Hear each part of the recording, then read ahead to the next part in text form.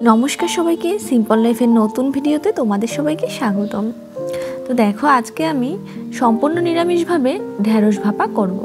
तो सेई जोन्नो आमी ढेঁড়সগুলোকে धुए एगुलोके मोटामुटी एकटु बड़ो साइजेर करे केटे निয়েছি। ओई एकटा ढेঁড়সকে माঝखान থেকে কেটে নিয়েছি।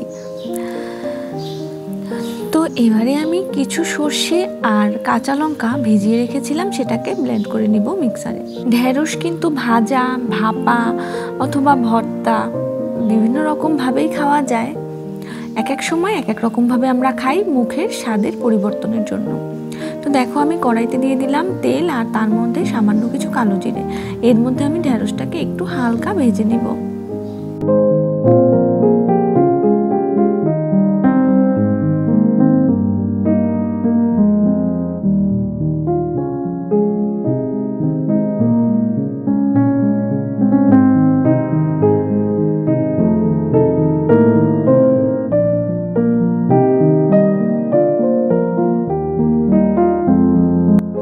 কিছুক্ষণ নেড়েচেড়ে ভেজে নেওয়ার পরে আমি এর মধ্যে সরষে আর কাঁচা লঙ্কা বাটাটা দিয়ে দিলাম।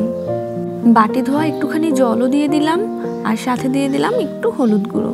বেশ এটুকুই, আর কিছু না। আর ওই তো পরিমাণ মতো লবণ। তো এবার আমি এটাকে নেড়েচেড়ে দেব। সরষের সাথে সামান্য একটু জল সাথে সাথেই দিয়ে দিতে হয়, আর না হলে সরষেটা একটু তেতো লাগে।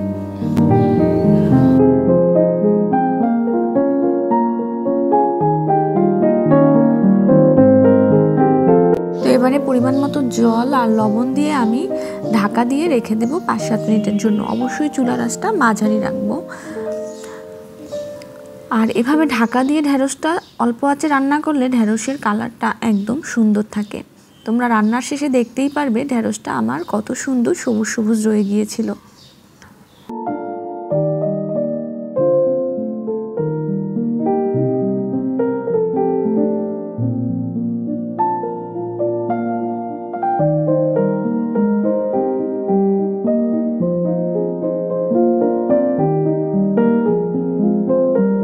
পাঁচ ৭ মিনিট পরে ঢাকনা সরিয়ে একটুখানি সামান্য চিনি দিয়ে দিয়েছি।